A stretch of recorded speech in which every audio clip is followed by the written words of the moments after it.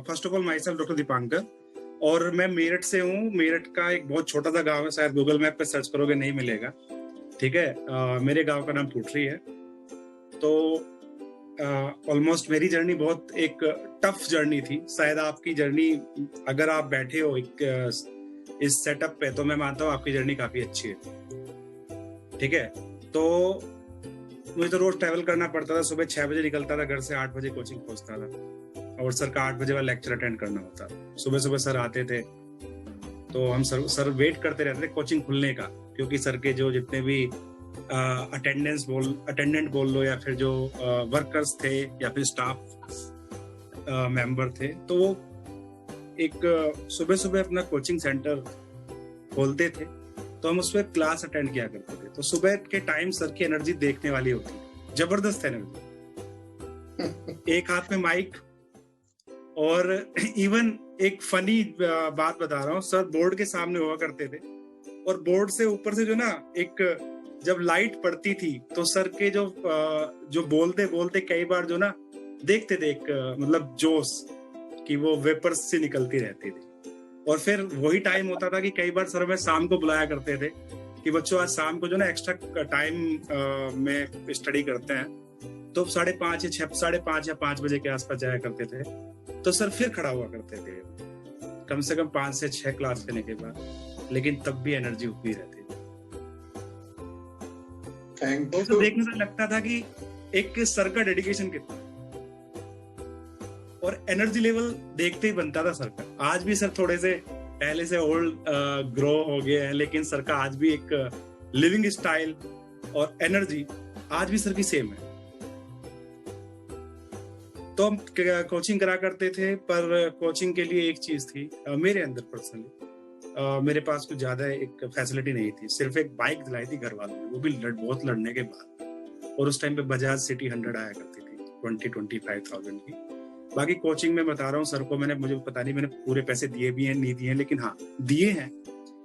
और सर ने कभी पढ़ने के लिए मना नहीं करा, कहते थे कि तू कोई दिक्कत नहीं, फीस आ जाएगी, तू पढ़ो तुम लोग। और सर के नोट्स, कंसेप्ट, ठीक है।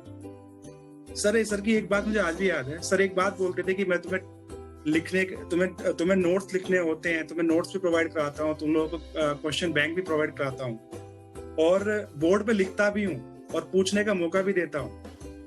और इवन सारा कुछ स्टडी मटेरियल तो खैर उस टाइम पे नहीं होता था, सर का सब बोर्ड पे पढ़ाया करते थे, और पूरा का पूरा 10 की बात है, 9-10 की बात, और अपने मॉड्यूल भी दिया करते। तो सर एक बात बोलते थे कि तुम लोग कुछ नहीं करना है, अगर तुम लोग इस चीज को ढंग से कॉपी भी नहीं कर सकते ना, तो अपना लेवल आप देख सकते हो। तो अभी आप जिस मोड में है ना, अभी आपको सिर्फ ढंग से कॉपी करना सीखना है।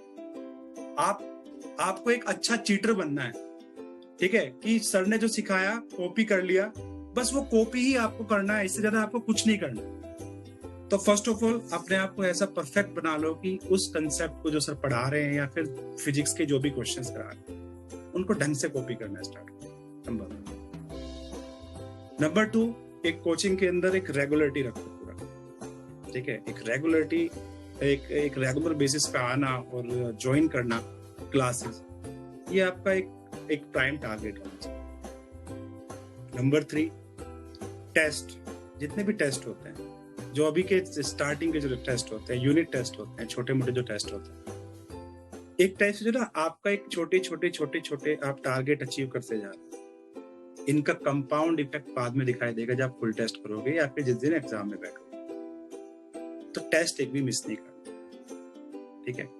तो मेरी जर्नी का यही पार्ट था कि एक कहने को मैं बोल सकता हूँ कि I belongs to a very lower socio economic status. तो सिर्फ एक बाइक थी घर में, और घर में टीवी भी नहीं था। मैं आपको शायद पिक्स से शेयर करता तो आप समझ सकते थे मेरी बैकग्राउंड क्या थी। उन्हीं 2009-10 के आसपास की बात है। आप लगा लो कि घर पे प्लास्टर भी नहीं था मेरे, ठीक है। और मैं यूपी बोर्ड का स्टूडेंट हूँ। यूपी बोर्ड में मेरा कोई अच्छी खास परफॉर्मेंस नहीं रही। 10th में 57.4%, और 12th के अंदर मेरा 57.4%, सेम रिपीटिशन, ठीक है। और जब मैं आता था, मैं सर से बोलता था कि सर मुझे बहुत दिक्कत होती है, मुझे इंग्लिश में समझने में दिक्कत होती है, मैं नहीं समझ पाता कई चीजों को। तो सर ने बोला कि जितना यहाँ समझाया जाए उतना पढ़ो, बस एक्स्ट्रा मत पढ़ो। तो उस चीज को मैंने कभी एक्स्ट्रा करने की कोशिश नहीं की। जो सर ने टर्म बता दी, जो बता दिया, जो एक कॉपी करना सिखा दिया, अच्छे कंसेप्ट समझा दिए, उसको कॉपी करता था बैठ के। और थोड़ा कहीं ना कहीं जो इंग्लिश में प्रॉब्लम है तो डिक्शनरी देखनी पड़ जाती है, सच बता रहा हूँ। और इंग्लिश में जो उस टाइम पे मैं डीसी पांडे फॉलो करता था। उस टाइम पे डीसी पांडे बुक आती थी, शायद आज भी आती है। तो सर से बोला, सर एक्स्ट्रा क्या करना चाहिए? सर ने बोला कि जो तुम्हें बुक अच्छी लगे, पतले से पतली, जो लगे कि इजीली तुम कर सकते हो, उसे करो। तो मैंने डीसी पांडे चूज करी थी। मैं सर को बताया भी था उस टाइम। और बाकी सर के नोट्स और टेस्ट पेपर हम करते थे। हम लर्न करते गए, डे बाय डे लर्न करते गए। और उसी लर्निंग की वजह से मेरी फिजिक्स बहुत वीक थी। तो उस टाइम पे हाईएस्ट मेरिट के अंदर जो ना मार्क्स 32 थे फिजिक्स। 2010 का सीपीएमटी उठा के देखना। तो मेरे जो उस टाइम में मार्क्स थे 31 थे। तो मुझे कोई अफसोस नहीं था। लेकिन जो आईपीयू का जो all India common entrance test था, AICTE, उसके अंदर मेरे 43 क्वेश्चन सही थे। गुड। AMU था, AMU में मेरे बहुत अच्छे मार्क्स थे, उसमें भी 40+ में थे।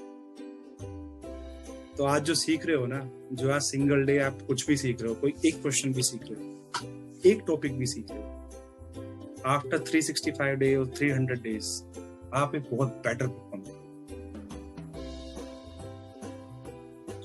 बाकी रेगुलरिटी रखी। हाँ, बारिश हो, चाहे आंधी हो, तूफान हो, चाहे कुछ भी हो, चाहे घर में कोई ओकेजन हो, वो सब एक टाइप से उसको उस चीज को एक ना कंप्रोमाइज करके आगे बढ़ने की सोच ली।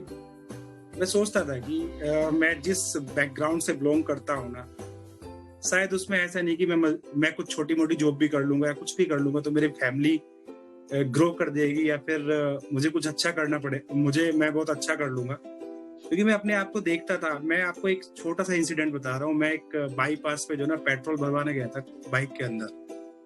तो उस टाइम पे एक बंदा फॉर्च्यूनर लेकर आया था, और उस फॉर्च्यूनर कार के अंदर 3 ग्रेट डैन ब्रीड के 3 कुत्ते बैठे हुए थे। उस फॉर्च्यूनर कार की उस टाइम पे कीमत 35 लाख के आसपास थी, और जो कुत्ते थे ना, उनकी कीमत 28 लाख थी।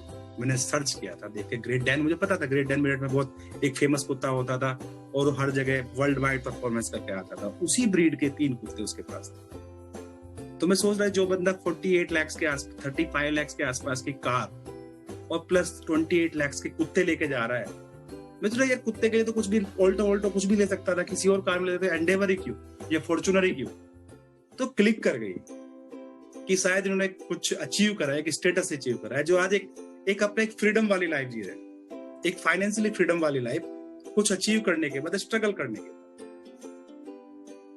तो दैट टाइम आई रियलाइज्ड कि यार अपनी हालत तो एक कुत्ते से ही बुरी है।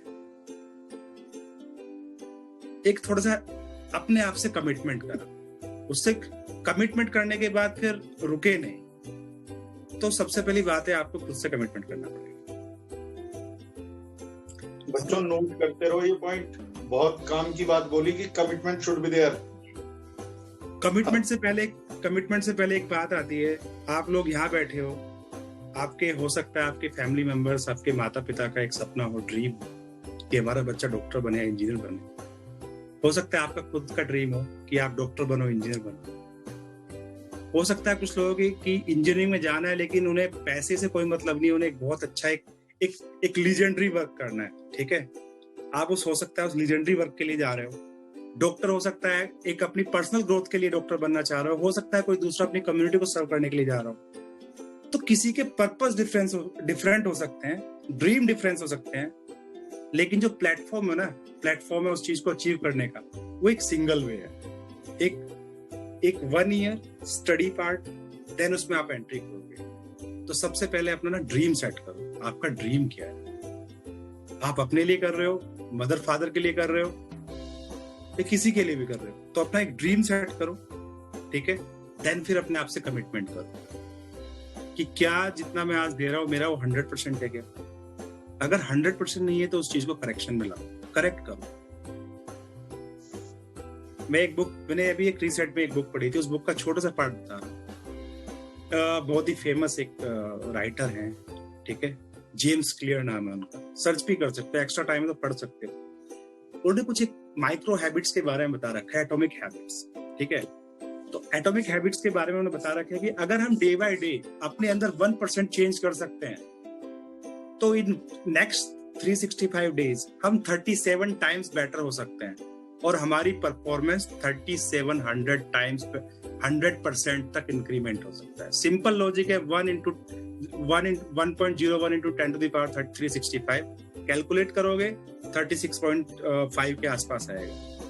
और ये ट्रूथ है, लार्जेस्ट मतलब हाईएस्ट सेलिंग बुक है, बहुत अच्छे लोग फॉलो करते हैं, स्टूडेंट फॉलो करते हैं, लीडर्स फॉलो करते हैं, ठीक है, वो लोग फॉलो करते हैं इस चीज। तो अपनी लाइफ में आपको जो ना एक कमिटमेंट करना पड़ेगा और अपने आप को डे बाय डे 1% बेटर करना पड़ेगा। नेक्स्ट, आप जितना आज स्टडी करते हैं, भले चाहे 1 क्वेश्चन पढ़ते हैं, भले या 2 करते हैं, भले ही 5 क्वेश्चन करते हैं, आप 10 क्वेश्चन आप फिजिक्स पढ़ रहे हैं, फिजिक्स के आप 15 to 20 क्वेश्चन की डेली के आप कंटिन्यू लाकर देखो, बुक्स कम पड़ जाएंगे आपके लिए 1 साल में सोल्व करने के लिए। बिल्कुल ठीक। 20 क्वेश्चन 10 क्वेश्चंस भी कर लोगे ना, 3650 क्वेश्चंस बैठते हैं, इतने क्वेश्चन नहीं होंगे सभी बुक्स में, मैं बता रहा हूँ, कंसेप्ट सबका सेम होगा, उठा के देख लोगे। और ये कोई बड़ा टारगेट नहीं है, ये सब इजीली अचीव कर सकते हो, लेकिन एक रूटीन बेसिस पे, एक प्रैक्टिस बेसिस पे लाना पड़ेगा। मेरे फादर मेरे बहुत अच्छे गाइड है and he did BSc in his time, then he was मतलब उसके बाद वो फार्मर थे, कुछ इश्यूज ऐसे थे कि वो फार्मर ही रह गए, बट मैं मानता हूँ कि मेरे बेस्ट मेरे फादर है। वो उन्होंने एक चीज सिखाया कि कभी होप नहीं हारनी यार, कभी होप नहीं हारनी, तुम्हें बेस्ट करना है, डे बाय डे आपको बेस्ट करना है, अपने आप को बेटर बनाना है, बेस्ट करना है। और जिस दिन आपके अंदर ये फीलिंग आएगी ना फर्स्ट टाइम कि आई एम द बेस्ट, समझ लेना उस दिन जो आपने मेहनत करी है ना वो आपकी वसूल है, सब कुछ अर्न कर। करेक्ट। कमिटमेंट हो गया, देन उस कमिटमेंट को आप कैसे पूरा करोगे, तो अपनी एक चेकलिस्ट बना लो, ठीक है। अपना व्हाट्सएप पे मोबाइल यूज करते हो, व्हाट्सएप पे अपना टू डू लिस्ट बना लो, अपना ऊपर से पिन कर दो, ऊपर ही दिखाई देगा, रिफ्लेक्ट हो।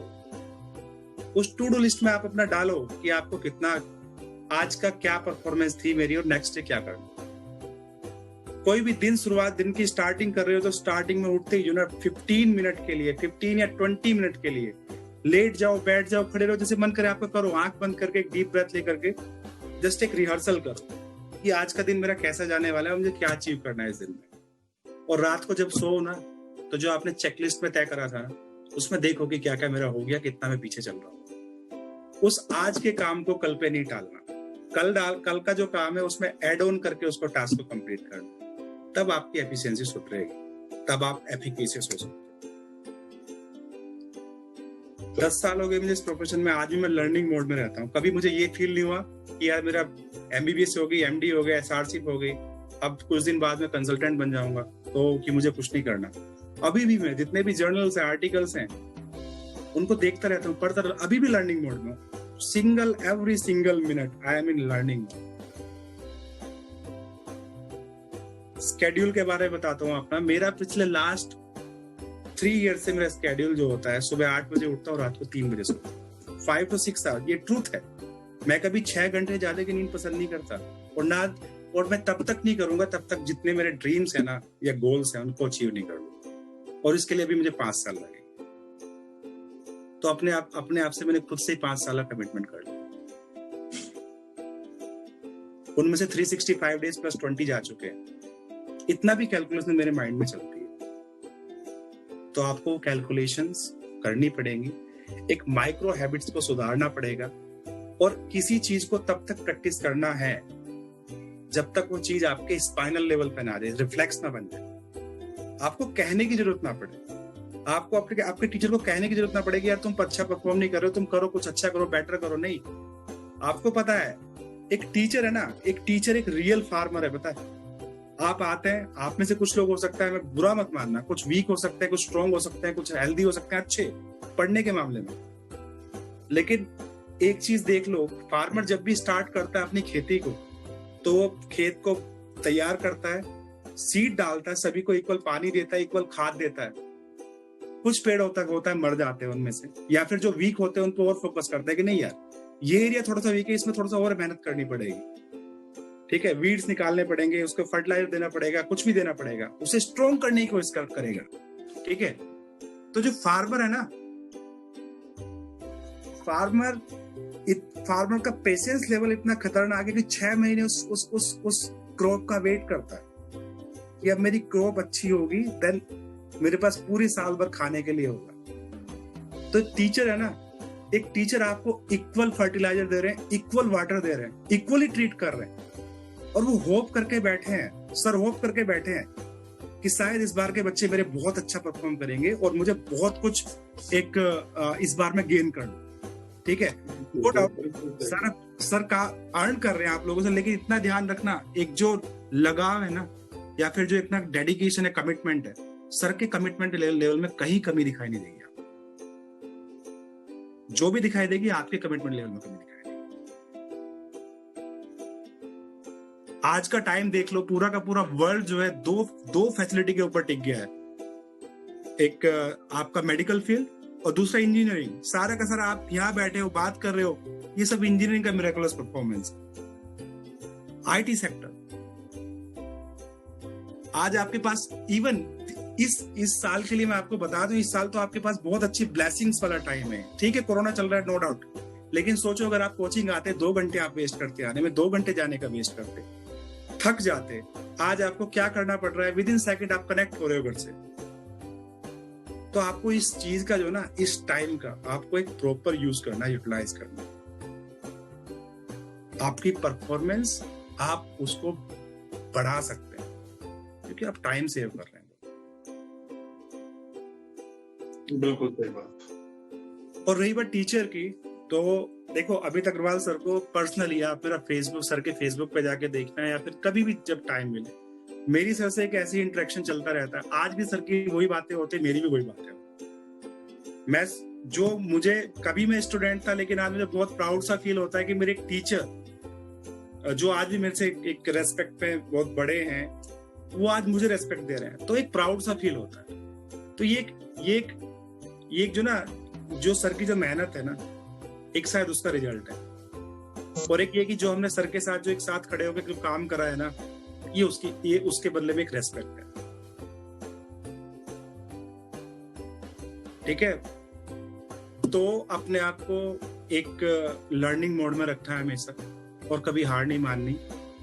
देखो 2 टाइप का वर्क होता है, एक तो वर्क होता है गधों वाला, गधा भी बोझा ढोता रहेगा, चलता रहेगा, पूरे दिन चलता रहेगा। एक वर्क होता है स्मार्ट वर्क, राइट। आपको स्मार्ट वर्क करके निकलना है, आपको एक लगे नहीं रहना, बिल्कुल भी लगे नहीं रहना। मैं तो कहता हूँ फिजिक्स आप सोल्व करो, जिस क्वेश्चन के अंदर आप सारे के सारे वैल्यूज फिट कर पा रहे हैं ना, एक क्वेश्चन कर ले, दूसरा क्वेश्चन सेम आ रहा है तो उसे छोड़ दो, स्किप कर दो यार, एक तो बड़ा कंसेप्ट पूरा होगा, उसका जस्ट एक मेथड देख लो कि हाँ सेम मेथड लगाया, ठीक है, यही कंसेप्ट है। हम तो ऐसे ही करते हैं। कई बार वेक्टर्स में मुझे काफी कुछ लोगों से सीखने को मिलता था। एक मेरा दोस्त था नाजिर अली, तो आज भी मुझे उसका कंसेप्ट याद है। वो सर ने क्वेश्चन दिया था कि वेक्टर ए है, उसका resultant vector R 90 degree angle पे है, देन जो वेक्टर बी है, वेक्टर ए और वेक्टर बी के एंगल क्या होगा। उसने सिर्फ ऐसा करा कि वेक्टर ए ऐसे हाथ खड़ा करा, ठीक है, इसका यहाँ होगा तो 135 डिग्री, सिंपल। उसमें सोल्व करने की जरूरत क्या है, क्वेश्चन सोल्व हो गया। एक ही ऑप्शन था। तो स्मार्ट वर्क करना है, स्मार्ट वर्क पे जाना है, ठीक है, और प्रैक्टिस करनी है। बाकी जो question repetition, A is equal to F into M, F is equal to M into A is equal to F upon M, ये सिंपल क्वेश्चन में कैलकुलेशन वही है, ट्रिक वही है। आपको कंसेप्ट समझ आ गया, आपने ट्रिक अप्लाई कर दी, 1-2 क्वेश्चन कर लिए, बहुत है। कोई भी बुक उठाओगे कि एक ही कंसेप्ट का कई 100 क्वेश्चन मिलेंगे, 100 क्वेश्चन करने की जरूरत नहीं है भाई। फिर आपकी परफॉर्मेंस कैसे है? अब तो हो सकता है पैटर्न बदल गया हो, 10 साल हो गए, लेकिन मुझे लगता है कि फिजिक्स आज भी वही है, फिजिक्स के, ठीक है, बिल्कुल सेम पैटर्न है। तो फिजिक्स ऐसी है कि कभी बदल ही नहीं सकती। मान लो न्यूटन के जो लॉज थे वही लॉज हैं, बिल्कुल। और आपकी बातों का इन बच्चों पे असर पड़ना चाहिए। ये बच्चे जो है ना, वास्तव में आज इन्हें जो मिला है आपसे दीपांकर बेटा, रियली में यदि ये बेनिफिट उठाने वाले बच्चे होंगे तो ये एक एक चीज का बेनिफिट आपसे उठाएंगे। मैंने 11th-12th के भी कुछ बच्चों को जो इंटेलिजेंट बच्चे हैं उनको यहाँ बुलाया, मैंने कहा बेटा आप सुनो कि एक पर्सन कैसे छोटी सी जगह से निकल के कम संसाधनों में आज इतने ऊंचे लेवल पर, अच्छा इसके बाद भी आप टाइम निकाल लेते हो। मैंने आपके कई बार फेसबुक प्रोफाइल पे बेटा देखा है, इलेक्शन वगैरह का भी आपका साइड बाय साइड चलता है। एक वो मैं बता दूं, देखो मैं जब गांव से निकला था ना, तो जब मैं कॉलेज में गया था तो सारी इंग्लिश क्लासेस टीचर पूरे एक अच्छी इंग्लिश बोलते थे और लेक्चर भी सारे इंग्लिश में होते। मुझे बहुत प्रॉब्लम हो रही थी यार, अभी मैं कैसा सर्वाइव करूं, मुझे समझ ही नहीं आता था। ठीक है, अपने आप को जस्ट बेटर करने के लिए बुक्स पढ़ना स्टार्ट किया, नॉवेल्स पढ़ना स्टार्ट किया, देन अपने आप को एक टेक्निकल लैंग्वेज सीखना स्टार्ट किया। कुछ दिन बाद एबिलिटी थोड़ा सा ग्रो करी, देन कॉलेज वालों ने मुझे एज ए लीडर देखना स्टार्ट कर दिया। ठीक है, 2012 में मुझे फर्स्ट टाइम अपने इसका ऑफिशियल एक स्पीकर बनाया गया। एक टाइम ये था कि मैं स्टैमरिंग करता था, मेरे पोडियम के मेरे पैर कांपा करते थे। लेकिन फिर वो चीज थोड़ा सा और बेटर हुई। 2013 में I was the general secretary of my college, then 15 में I was the president of my college, then 16 में I was the national president of young doctors association of India, YDA। 17 में फिर मैं सीनियर IMA मेंबर में move कर गया, then I was the chairperson and national convener. 18-19 में फिर मैं कॉलेज की RD में आ गया, सीनियर उसमें स्पोक्स पर्सन था। अभी दिस करंट ईयर के लिए मैं स्पोक्स पर्सन, और जनवरी में I will be the presidential candidate and definitely I will win. This is my work because I work. हमारे सारे कोचिंग के बच्चों की तरफ से, और बहुत से बच्चे आ भी नहीं पाए, उनके दूसरे ट्यूशंस का टाइम था ये, तो उन सब की तरफ से मैं बेस्ट विशेस देता हूँ और सर्टेनली आप जीतोगे। अच्छा एक चीज और बताओ, इतना टाइम मैनेज कैसे कर लेते हो आप? देखो आपने कोरोना के टाइम पे मैंने फोटो देखी, बहुत सेवा करी, सारे दिन रात की फोटो मैं देखता था, आपकी आंखों में नींद भरी हुई है और पूरी टीम सी थी आप लोग, कोई जमीन पे लेटा हुआ है, कोई कुछ कर रहा है, कैसे मैनेज करते हो? और उसके अलावा सेमिनार्स इतने करते हो, अभी आपने USA के सेमिनार, स्विट्जरलैंड के सेमिनार, इन सब के लिए टाइम कैसे मैनेज करते हो? सर एक्चुअली थिंग इज कि जब आप किसी चीज में अपना टाइम देते हैं ना, और आपको ये फीलिंग आनी स्टार्ट हो जाती है कि ठीक है ये टारगेट अचीव कर लिया, देन मूव फॉरवर्ड। ठीक है, तब अपना एक नेक्स्ट टारगेट आप सेलेक्ट करो, तो पहले वाली चीजें ऑटोमेटिकली आपके रिफ्लेक्स में आ जाएगी। गुड। जो चीज हमारे रूटीन में आकर के रिफ्लेक्स बन जाती है, फिर आपको उस चीज के लिए प्रिपेयर करने की कभी जरूरत नहीं पड़ती। बिल्कुल सही। आज हो सकता है कि आप में से कुछ लोग 99.997% परसेंटाइल ला करके ICSE CBSE टॉप करके आए हो सकता है कुछ लोग आप में से मेरठ के टॉपर हों या अदर डिस्ट्रिक्ट के स्टेट्स के टॉपर। ठीक है, अच्छी बात है, मेरी तरफ से आप लोगों को कांग्रेचुलेशन, बट वो सेलिब्रेशन आपका 2-3 डेज में एंड हो चुका है। ठीक है, जो आपने स्टेटस अचीव कर लिया ना, उसको कभी जिंदगी में बेस्ट मत समझ लेना, नहीं तो आप ऐसे कंफर्ट जोन में आ जाओगे कि आप कभी अपना न्यू बेस्ट वाला लेवल कभी आप सेलेक्ट ही नहीं करोगे, मुझे अगला बेस्ट क्या करना। तो जो एक बार लाइफ में बेस्ट कर दिया ना, उसके बाद आपको न्यू बेस्ट की तरफ को बढ़ना। तो सर यही रीजन है कि एवरी डे, सिंगल डे एक न्यू बेस्ट की तरफ को मैं अप्रोच करता हूँ। बिल्कुल सही। तो न्यू बेस्ट अचीव करना, जो प्रीवियस थिंग्स है वो आपका रिफ्लेक्स में, आपको वो चीज आदत पड़ चुकी है, आपको रूटीन में उसको ज्यादा इंप्लीमेंट करने की जरूरत नहीं पड़ेगी। रही बात टाइम मैनेजमेंट की, तो अपने आप को थोड़ा सा कंफर्ट जोन से बाहर निकाल लो, सभी के सारे के सारे। ठीक है, कंफर्ट जोन में बाहर निकालने का मतलब, देखो आपको सभी चीज आज के टाइम में कुक्ड मिल रही है, from food to this platform. आपको अपने आप से क्या करना पड़ रहा है? आपको जिस बैठना पड़ रहा है उस चीज को लर्न करना पड़ रहा है। आपको बैठना और लर्न करने से ज्यादा आपको कुछ नहीं करना भाई। तो उस चीज में टाइम, अदर थिंग्स में आपको टाइम नहीं बिगाड़ना। एक सिंगल मिनट भी अगर आपका जा रहा है ना बेकार, तो आप सोच लेना कि आप अपने सिलेक्शन से दूर जा रहे हैं। डिस्ट्रैक्शंस, मोबाइल आपके हाथ में, 4G आपके हाथ में, सोशल मीडिया आपके हाथ में, आलतू फालतू की app, TikTok, Facebook, WhatsApp, Twitter, अपना एवरेज लगा के देखो आप कितना। जो लोग यूज करते हैं उसमें से मुझे लग रहा है कि 3 से 4 घंटे पक्का बिगाड़ रहे होगे। लिख के देख लो इस चीज को। नई अगर नहीं समझ में आता तो एयरटेल ऐप पे जाओ, अपना रिलायंस ऐप पे जाओ, उसमें देखो अपने मिनट्स कैलकुलेट करो। Average 3 to 4 hours every Indian is spending time on social media, even students. तो सोशल मीडिया वाला पार्ट कट कर दो भाई। आपके कमेंट करने से या आपके बोलने से, आपके वॉइस रेज करने से कोई ड्रास्टिक चेंज नहीं आएगा इस कम्युनिटी के अंदर। ड्रास्टिक चेंज आएगा वो तब आएगा जब इस कम्युनिटी को सर्व करने वाला पार्ट बनोगे। अभी आप कम्युनिटी को सर्व ही नहीं कर रहे, तो आपको टेंशन किस बात के लिए नहीं। उस चीज को अपने मदर फादर, अपने सोशल जितने भी लोग हैं जो एक्टिव पार्टिसिपेशन है कम्युनिटी का, उन पे छोड़ दो भाई, उसमें टाइम वेस्ट मत। बिल्कुल सही। मैं यही कहता हूँ बच्चों से, देखो हर चीज का एक पॉजिटिव पॉइंट होता है और एक नेगेटिव। हर कॉइन के 2 फेस होते हैं। इन बच्चों को मैं 24/7 व्हाट्सएप पे डाउट्स बताता हूँ। अब देखो मिसयूज करने वाला होगा वो व्हाट्सएप पे चैटिंग में लगा रहेगा, और यूज करने वाला होगा तो व्हाट्सएप पे मेरे को ये रात में भी 11 बजे भी डाउट लिख के डालते हैं। यदि मैं जग रहा हूँ तो मैं रिप्लाई करता हूँ। अब बेनिफिट भी आ गया। अब बेनिफिट उठाएं बेटा। सभी बच्चों सुन लो ध्यान से कि आपको इसका सिर्फ बेनिफिट उठाना है। दीपांकर जी ने जो इतनी बढ़िया बात आपको बताई ना कि सोशल मीडिया पे टोटल आप काउंट करना कि कितना टाइम वेस्ट किया आपने। वेस्ट नहीं करना, आपको टाइम यूटिलाइज करना है।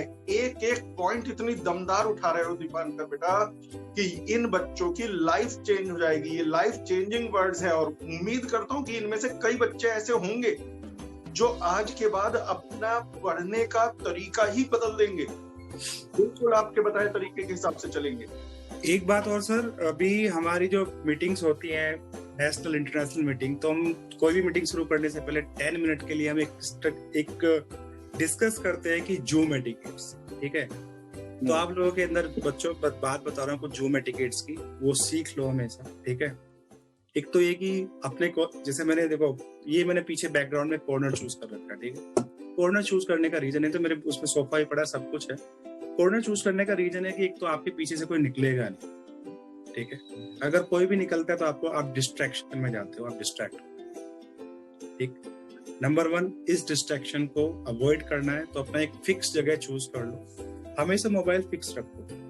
ठीक है, स्पर्श गर्ग आपका मोबाइल हिल रहा है बार-बार। ठीक है, शायद आपने हाथ से पकड़ा हुआ मोबाइल या कहीं फिक्स नहीं है, तो इस चीज को सबसे पहले फिक्स करो। 50 या 100 रुपए का एक स्टैंड आ जाएगा, उस पे लाके फिक्स करो। आप हाथ में मोबाइल लेके करो, ये बुरा मत मानना। As a junior brother I am telling you. और भी लोग हैं जिनके मोबाइल स्क्रीन हिल रहे हैं। ठीक है, तो इस चीज को आपको फिक्स करना है। ठीक है, नंबर 2, कोई भी क्लास स्टार्ट होगी, किसी भी क्लास के स्टार्ट होने से पहले आपको खाना पीना जो भी करना है उससे पहले ही कर लो। ठीक है, और एक प्रॉपर फ्रेश लर्निंग मोड में एम्प्टी करके माइंड को तब बैठना। बस अपने पास रखना तो सिर्फ पानी की बोतल, खाने का कुछ नहीं रखना। खाना पहले ही कंप्लीट कर लिया। आउटसाइड से जो भी आवाजें आती हैं, घर वालों से बोल दो कि आई एम स्टडीइंग, तो मुझे डिस्टर्ब मत करना। कहीं गेट भी खुलता है तो आप घर में है, कोई स्पेशल कोई रूम में तो है नहीं स्टडी के। बहुत से लोग होंगे कि फैमिली साइड में बैठी होगी, आप पढ़ रहे होंगे, वो देखो सभी की अपनी अपनी जेन्युइन प्रॉब्लम्स हैं। उन चीजों को कैसे ओवरकम करना है ये मैं आपको बता रहा हूँ। फिक्स अपना कॉर्नर रख लो, मोबाइल स्टैंड फिक्स रखो, पानी और जितना भी सब कुछ करना है उसे सारा का सारा पहले कर लो। ठीक है, एंड वेल ड्रेस्ड होकर के बैठो, because you are professional, you are student. अगर कॉलेज आते हैं अगर आज कोचिंग में आते तो आप ऐसे नहीं कि चलो उठ के यार बेड पे से उठ के चल दिए बैठ के लोअर टी शर्ट, नहीं, प्रॉपर तरीके से बैठो। क्योंकि ये माइक्रो जो हैबिट्स है ना, ये आपको परफेक्ट बनाती है, आपका परफेक्शन दिखाती है, आपका डेडिकेशन दिखाती है कि आप कितने पंक्चुअल हो इन चीजों के लिए। कैमरा ऑफ नहीं करना कभी भी, पढ़ते हुए कभी कैमरा ऑफ। ऐसे क्या अर्जेंसी आ गई आपके पास, आप पढ़ने के मोड में बैठे हो, कैमरा ऑफ हो रहा है आपका। शायद सर करते होंगे कुछ लोग, आई थिंक। ठीक है, तो आवाज आ रही है? हाँ, आवाज आ रही है। तो कुछ लोग करते भी होंगे, तो ये काम नहीं करना है कि कैमरा ऑफ नहीं करना बिल्कुल भी। ठीक है, और जब भी कोई क्वेश्चन, मेरे हिसाब से जो ऑनलाइन जब क्लास चलती है ना, तो शायद जब सर अपना जिसको डाउट रेज करना है, या वो अपना जस्ट एक थम्स अप कर दो या हाथ उठा दो, तो सर उसी टाइम पे मौका दो बोलने के लिए, ज्यादा बेटर है। ठीक है, और तीसरा एक ही, हमेशा अपना देखो ज्यादा महंगा नहीं होता आज के टाइम में डेटा, अपना डेटा हमेशा फिक्स है। ठीक है, ब्लरिंग हो रही है पिक्चर, या फिर आपका कुछ भी आपका डिस्ट्रैक्शन हो रहा है, आपका नेटवर्क में प्रॉब्लम है, तो उस नेटवर्क की प्रॉब्लम को जल्दी जल्दी सॉल्व करें। क्योंकि कुछ जूम एटिकेट्स वाली थिंग्स हैं, इनको हमेशा परफेक्शन में रखो। आपको कभी डिस्ट्रैक्ट नहीं हो गया। बिल्कुल सही। मैं अपने बच्चों की तारीफ करूंगा। yes, हमारे स्टूडेंट्स सभी बिल्कुल ऐसे हैं कि अच्छा, इस मामले में मैं लकी रहा हूँ। आपके टाइम से ही मैंने ये देखा कि मेरे पास उल्टे सीधे बच्चे रुकते ही नहीं, मेरे पास रुकते हैं डेडिकेशन वाले। बाकी मस्तीखोर तो आप ही छोड़ देते हैं कि यार यहाँ मजा नहीं आ रहा, लेकिन जो पढ़ने वाले हैं वो रुकते हैं। इस बार ऑनलाइन मैंने पहली बार शुरू करा। Yes sir. सारे बच्चे इतने बिल्कुल वो है, सब माइक जब मैं कहता हूँ तभी ऑन होता है, पीछे की आवाजें नहीं करते, पढ़ने वाले पूरे बच्चे। इनका टेस्ट भी मैं इनको देखता रहता हूँ। जब इनका कोई टेस्ट होता है बच्चों का, तो मैं उस समय सबकी स्क्रीन पर बच्चों को देखता रहता हूँ, और ये मेरी आंखों के सामने 2 मोबाइल से टेस्ट होते हैं। तो खैर, बहुत ही बढ़िया बातें बता रहे हैं आप। अब बच्चों, किसी को आपको पूछना हो कुछ पढ़ाई के तरीके में या कुछ, बाकी देखो यार, मेरा तो यही कहना है कि आप किसी भी बैकग्राउंड से हो, ठीक है, कभी शर्माना मत। स्क्रीन पे बैठते पूछते हुए कभी हेजिटेट मत करना। यहाँ आपको कोई जज नहीं करेगा, ठीक है। अगर आपको लोग जज करेंगे ना, आपके कम्युनिटी वाले या फिर आपके कलीग्स, आपके फ्रेंड्स, तो आपको जज तब करेंगे जब आपका रिजल्ट है। What you achieve. किसी का माइक ऑन है वो बंद कर लो। किसी के माइक से खरखराहट की आवाज आ रही है, माइक चेक कर लीजिए। और प्लीज कंटिन्यू। बाकी सर के बारे में तो देखो, आप लोगों को पता ही है, मेरठ के, तो मैं तो मानता हूँ pride of Meerut. And future में काफी कुछ और अच्छा सर बेस्ट करेंगे। इवन मैं तो सर आपसे बता दो, मेरे बाद कई बार बात होती है कि सर डॉक्टर्स की टीम मैं ले आता हूँ, अब एक बार दोबारा अपना ही रिकॉर्ड तोड़ दो। वो जो वर्ल्ड रिकॉर्ड बनाया था 2005 में, तो उसके 119 बच्चों को 4 दिन 3 रात लगातार हमने पढ़ाया था, 74 घंटे तक वर्ल्ड रिकॉर्ड बनाया था। और ये सही बात है, दीपांकर ने कहा था कि सर हम में अभी भी इतनी एनर्जी है कि अब की बार सारे डॉक्टर्स बैठेंगे और आप अपने डॉक्टर्स स्टूडेंट को पढ़ाओगे, वर्ल्ड रिकॉर्ड बनाओगे। लेकिन अब आप लोगों का टाइम है बेटा। हमारे तो 50 साल के लपेट में पहुंच चुके। अब तो बस ये समझ लो कि पूरी एनर्जी से काम करते हैं। आज भी मेरे को यदि कोई कहेगा कि वर्ल्ड रिकॉर्ड बनाना है तो बना दूंगा, बस मुझे उतने जोश वाले स्टूडेंट चाहिए। क्योंकि वर्ल्ड रिकॉर्ड नाम मुझे मिला, लेकिन उन 119 स्टूडेंट्स को मैं क्रेडिट देता हूं जिन्होंने 74 घंटे और 20 मिनट मुझे झेला। बात ये सुनो, यदि आपको मैं 1 घंटे की बजाय 2 घंटे पढ़ा देता हूँ या वीडियो भेज देता हूँ, तो सबकी बैंड बज जाती है कि सर 2 घंटे 3 घंटे लगातार। वो दिन सुनने में लगता है ना 74 आवर्स छोटा सा टाइम है। आज सुबह से रात तक पढ़ोगे तो 12 ही घंटे होंगे, फिर रात से सुबह तक पढ़ते रहोगे 24 घंटे। इसका 3 गुना कर लो। वो बच्चे रुके रहे। मैं उन बच्चों को बिल्कुल, और दीपांकर की जो सबसे बड़ी तारीफ है, ये आज भी इतना डाउन टू अर्थ, कोई बनावटीपन नहीं। कोई भी ऐसा नहीं कि नहीं जी शोशाबाजी, थीम खा कि नहीं जी मैं डॉक्टर बन गया, मैं आज लाखों कमा रहा हूँ, मैं ऐसे रहूं। बिल्कुल सिंपलिसिटी। और आप लोगों को बता दूं, ये कोरोना से जीत के भी आए हैं। कोरोना का इलाज करते करते खुद को कोरोना हो गया था, और इन्होंने पूरा क्वारंटाइन में रह करके उससे फाइट करी और खुद ही अपना ट्रीटमेंट किया। भाई डॉक्टर साहब हैं, खुद अपना ट्रीटमेंट किया, और फिर फाइनली अब बिल्कुल हेल्दी, फिट एंड फाइन है। हाँ, अभी भी देखो कोरोना एक ठीक है, एक काफी चैलेंजिंग एक डिसीज है, बट सिंपली फ्लू टाइप में भी निकल जाती है, और सिंपल एक काफी सीरियस कॉम्प्लिकेशन में भी लैंड करती है। बट ये कि अपने आप को देखो हेल्दी रखना है। सभी को बता रहा हूँ, अपने आप को हेल्दी रखना है, क्योंकि मेरा मानना है कि अगर आपका एक भी दिन फीवर से जाता है, तो 1 वीक फीवर से जाता है, तो आप बहुत पिछड़ जाते हैं। हेल्दी रखना एक बहुत प्राइम टारगेट है, आपको रखना है इस चीज को। और हेल्दी फूड लेना ही लेना है सभी को।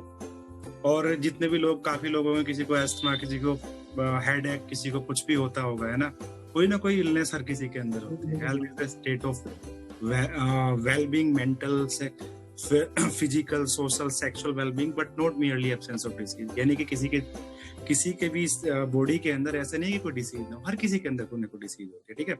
तो उन चीज को सभी को अपने आप को प्रोटेक्ट करके रखना है, और जो भी किसी का ट्रीटमेंट है, कुछ भी चल रहा है, उस चीज को प्रॉपर फॉलो अप करना, उस बीमारी को बढ़ने मत देना, क्योंकि time waste is literally a waste. तो उस चीज को कभी वेस्ट नहीं करना टाइम को।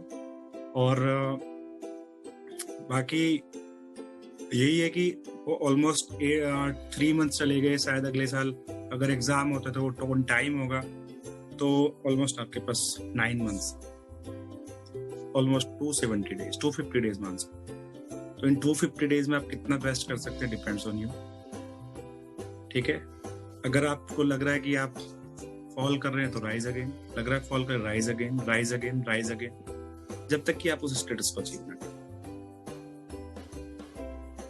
और ये तो देखो, ये 3 बुक्स तो बहुत छोटी सी बुक्स है, मुझे लगता है कि कुछ नहीं है। 3 सब्जेक्ट छोटे सब्जेक्ट है। जब मेडिकल फील्ड में आओगे, पहली साल ही जब इतनी मोटी मोटी बुक्स होंगी, अपनी एफिशिएंसी देख लेना। 1 साल में पुणे ही पढ़ के टॉप करोगे, पास होगे। और अभी इतनी 3 या 4 बुक जो भी हैं, अभी उनमें कितना आपको एफर्ट डालने पड़ रहे हैं। ऐसा नहीं है कि आपका ब्रेन कैपेसिटी बढ़ जाएगी या आपका फंक्शनलिटी बढ़ जाएगी, उतनी रहेगी, सेम उतनी रहेगी, लेकिन तब भी परफॉर्म करोगे ना। तो अपने आने वाले टाइम के हिसाब से जो अपनी एफिशिएंसी है ना, उसको थोड़ा पहचानने की उसको। मेरे जैसा 57.4% लाने वाला, जिसको हिंदी में, जिसने एक बार 9th या 9th क्लास में फिजिक्स को FIGX लिखा था, PHYSICS भी लिखा है, ठीक है। तो you can imagine guys, you can imagine. बिल्कुल। लेकिन मैं ऐसा स्टूडेंट भी था कि जितना भी तुम्हारा पीरियोडिक टेबल है उसको रिकॉर्ड टाइम है, विदिन 30 या 40 second I can write, still today I can. तो दीपांकर, मैं बताता रहा हूँ, आप खुद में एक इंस्पिरेशन हो बच्चों के लिए, जिसके साथ ये समझ लो कि आप 10 मिनट बेटा बैठ के बात कर लो, उस बच्चे की लाइफ चेंज कर सकते हो। आपने खुद देखो बेटा, हमेशा जो करके दिखाता है वही उसको फॉलो करते हैं लोग, उसी को फॉलो करते हैं। यू हैव डन इट, आपने ये सब अचीव करके दिखाया, तभी आज ये बच्चे बैठ करके आपको सुन रहे हैं। और वैसे मैं आपके लिए बता दूं, ये और भी लोग फायदा उठाएं। मैं इस वीडियो को आपसे परमिशन लेकर के बेटा रिकॉर्डिंग को अपने यूट्यूब चैनल एजुकेशन वाले पर डालना चाहूंगा। Yes you can. हाँ, मुझे किसी का डर नहीं है। नहीं, आपसे पूछ रहा हूँ। नहीं सर, कोई दिक्कत नहीं। जैसे और भी बच्चे आपका बेनिफिट उठा सकें और आपका मार्गदर्शन में पढ़ सकें। तो बहुत समय दिया आपने, बहुत ही सारे बच्चों की तरफ से, पूरी सिपमी क्लासेस की तरफ से मैं आपका धन्यवाद करता हूं। और जो हमारे व्यूअर्स देखेंगे यूट्यूब पर, उनके लिए बता दूं कि भाई हमारे जो ये बेटे हैं, ये सफदरजंग हॉस्पिटल में है। आप डॉक्टर दीपांकर चौधरी नाम से वहां पर पूछ सकते हैं यदि कभी किसी तरह की हेल्प की जरूरत हो हॉस्पिटल में। तो ये हमेशा डेडिकेटेड है, तैयार रहेंगे। इसके अलावा पढ़ाई से रिलेटेड, चाहे 11th हो, 12th हो, नीट हो, जेई हो, आपको कोई भी कंफ्यूजन है तो मेरा व्हाट्सएप नंबर है, वो पूरी दुनिया में खोल के रखता हूँ, 7088441188। आप उस पर कांटेक्ट कर सकते हैं। तो ठीक है, जल्दी ही फिर मुलाकात होगी। दीपांकर जी, कोई फाइनल पॉइंट कहना चाहते हैं आप? फाइनल पॉइंट सर, मैं यही बोलूंगा कि अपने डे की जो स्टार्टिंग करना आज के बाद और एंडिंग करना, उसमें 10 से 15 मिनट आपका सेल्फ एनालिसिस करना बहुत जरूरी है। वो आपको इसको करके चलोगे, मैं रियल बता रहा हूँ, आप एकदम से चेंज अपने अंदर एक्सपेक्ट मत करना, लेकिन आने वाले 2 to 3 वीक में आपको ड्रास्टिक चेंज दिखेगा। जितना पीसफुली, जितना कूल होकर काम करोगे, उतने आगे बढ़ोगे। बिल्कुल सही बात, बहुत बहुत। हम प्रभु से प्रार्थना करते हैं कि आप खूब तरक्की करें, और मैं तो चाहता हूं मेरे सारे स्टूडेंट इतना आगे बढ़े कि उनसे मिलने के लिए मुझे अपॉइंटमेंट लेना पड़े। टीचर को बहुत खुशी होती है कि भाई मेरे बच्चे आज इस लायक हुए कि अपॉइंटमेंट लेके जाना पड़ेगा। तो ठीक है, God bless you all. Okay sir, thank you and all the best guys and do best. और आज जो भी देखो, आपको मैं नहीं जानता आपको किसको लेगेसी में क्या मिला, ठीक है, लेकिन आपको फ्यूचर के लिए लेगेसी तैयार करना। Start from zero. और कल पे मत छोड़ना। जो भी करना है डू इट नाउ। बिल्कुल लाइफ में ये मोड ऑन कर लो, do it now, simple do it now. बिल्कुल सही। Okay sir, bye, thanks.